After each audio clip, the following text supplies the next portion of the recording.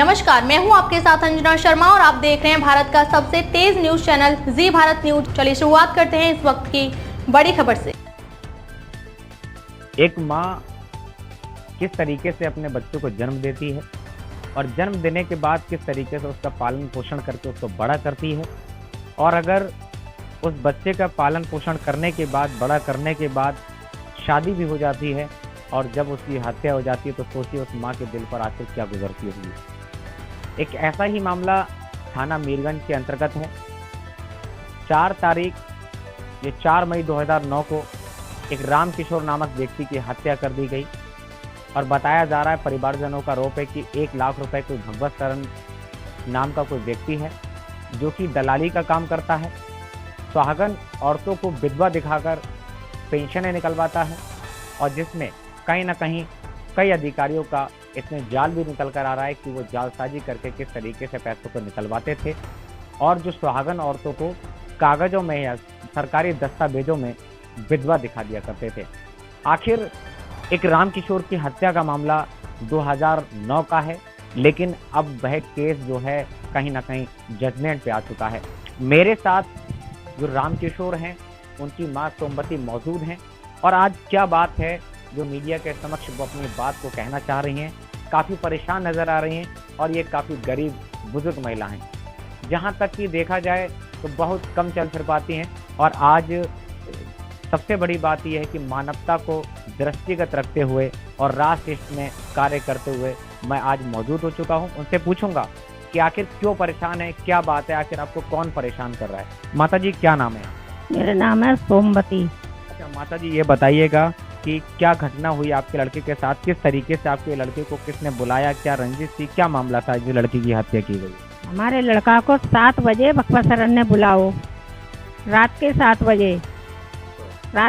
बजे बुलाओ, लड़का हमारो चलो गो, फिर वापस लौट के ना आओ। ये भगवत शरण कौन है?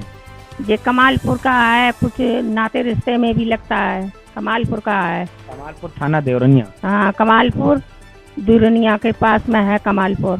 अच्छा ये बताइएगा कि आपके व्यक्ति की जो हत्या की गई थी तो आखिर कोई रंजिश थी या फिर क्या मामला था? 1 लाख रुपया मांगो नौकरी की, कोई की 1 लाख रुपया मुझे दे दे, मैं तेरी नौकरी लगवा दूंगा सरकारी। अच्छा ये इसने कहा था? हाँ, यही बात उसने कही। भगवत शरण ने मांगे पैसे 1 लाख रुपया, वो दे नहीं पाया। हाँ, दे नहीं पाया और 1 लाख के पीछे हत्या कर दी मेरे लड़के की। अच्छा ये कैसे पता चला कि हत्या हुई, आपको कैसे पता चला?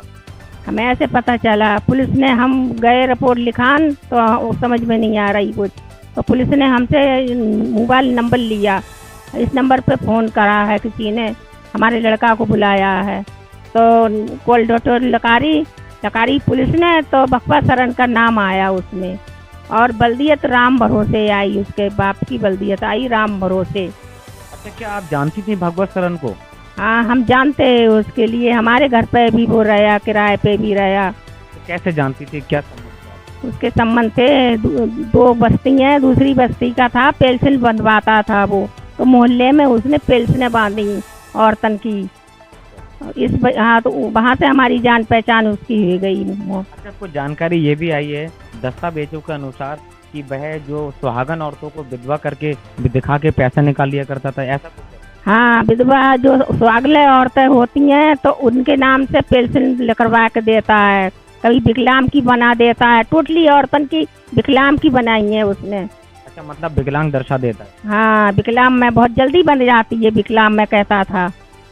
आपके पास कोई साक्ष्य है उसके, कोई सबूत हैं? नहीं, हमारे पास कुछ भी नहीं है, पर सबूत तो उसी के पास थे, मोहर है उसके पास हैं, सरकारी मोहर है, सरकारी मोहर लगा के सबकी पेंशनें बांधा था, 4 गाँव बांधा तो वो। अच्छा आप ये बता रही थी अभी मौखिक रूप से कि आपकी जो पुत्र वधू थी जिनका नाम ममता था उसकी भी उसने पेंशन बांधी, विधवा पेंशन? हाँ, उसकी भी विधवा पेंशन बांधी है उसने, पैसा निकलवा हुआ है उसने। 2007 की पेंशन बनी? हाँ, पैसा निकलवा हुआ है, उसका भी पैसा निकलवा हुआ है। तो उसमें आपके बेटे को मतलब मौत में दर्शा दिया कि उसकी मृत्यु हो चुकी है, ये दर्शा दिया? हाँ, विधवा बनाया का मेरे लड़का की मौत, मृत्यु दिखा दी बाना की इसकी मौत ही गई है। मतलब ऐसे फर्जी काम करता है? हाँ, ये फर्जी काम करता है वो। तो ऐसी एकदम रंजिश क्या हो गई जो आपके बेटे को उसने हत्या कर दी, मतलब 1 लाख रुपए मांग रहा था? तो उसने जिसे ही ले और माने मार दिया कि क्यों फर्जी रुपया लिखा रो है, ये जिंदा है तो मैं फंस जाऊंगा। अच्छा, अब ये बताइए, अब इस समय क्या समस्या खड़ी हो रही, क्योंकि 2009 में मौत हुई थी, जेल चला गया वो नहीं चला गया बाबू?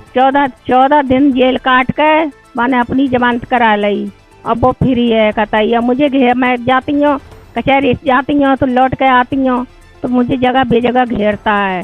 क्या कहता है? कहता है कि अंगूठा लगा के फैसला कर लेना, तुझे मार दूंगा। तो उससे मुझे बहुत खतरा है। अच्छा, मतलब तुम्हें जान से मार दूंगा? जान से मार दूंगा मैं, ना तेरे घर वाले कोई होए लड़की उड़की उसे भी मार दूंगा। मतलब आपके पूरे परिवार को जान का खतरा है? हाँ, पूरे परिवार को जान को खतरा है उससे। अगर समझ लीजिए अगर उसने आपको मार दिया, सोचिए तो फिर क्या रहेगा?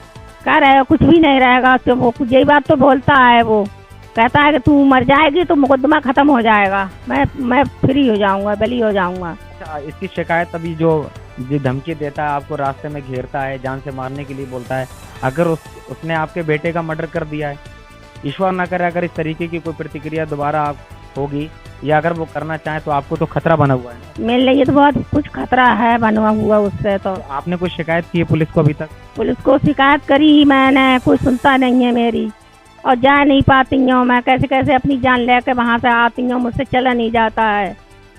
समय आपको खतरा बना हुआ है? खतरा बना हुआ है भगवत शरण से। तो आप क्या चाहती हैं, आप मीडिया के माध्यम से क्या चाहती हैं?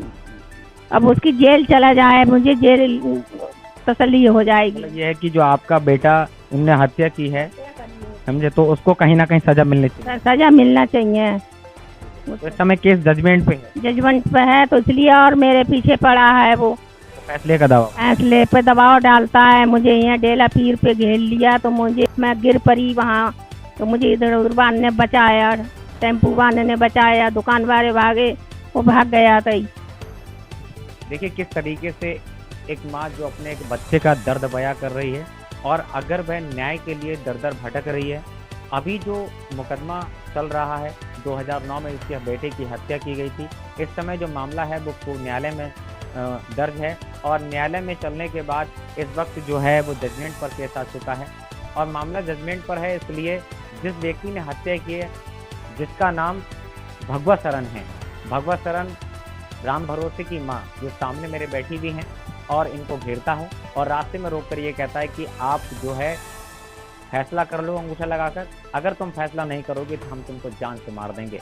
अब ऐसे में कई सवाल उत्पन्न होते हैं या कई सवाल जन्म लेते हैं, जो कहीं ना कहीं ऐसा लगता है कि जिस तरीके से अगर एक माँ के बेटे को मार दिया तो कहीं ना कहीं इनको भी जान का खतरा बना हुआ है। ऐसे व्यक्ति का कोई पता नहीं कहीं ना कहीं किस तरीके से उसने 420 करी, दलाली करी, और इसमें कहीं ना कहीं कई अधिकारी भी फंसे हुए नजर आ रहे हैं कि अगर किस तरीके से कि अगर एक सुहागन औरत को विधवा दर्शा दिया, कोई व्यक्ति अगर विकलांग नहीं है उसको विकलांग दर्शा दिया, ये सारी चीज़ें कहीं ना कहीं राम भरोसे को भी पता थी, और उसको ये डर था कहीं ऐसा ना हो कि राम भरोसे मेरी पोल खोल दे, और जिस वजह से उसने भगवत शरण ने राम भरोसे की हत्या कर दी गई। आज सबसे बड़ा प्रमुख सवाल सिर्फ यही है, सबसे बड़ा प्रमुख सवाल यही है कि माताजी को बहुत बड़ा भगवत शरण से खतरा बना हुआ है, और माताजी प्रशासन से गुहार लगा रही हैं कि कहीं ना कहीं प्रशासन इनकी मदद करे।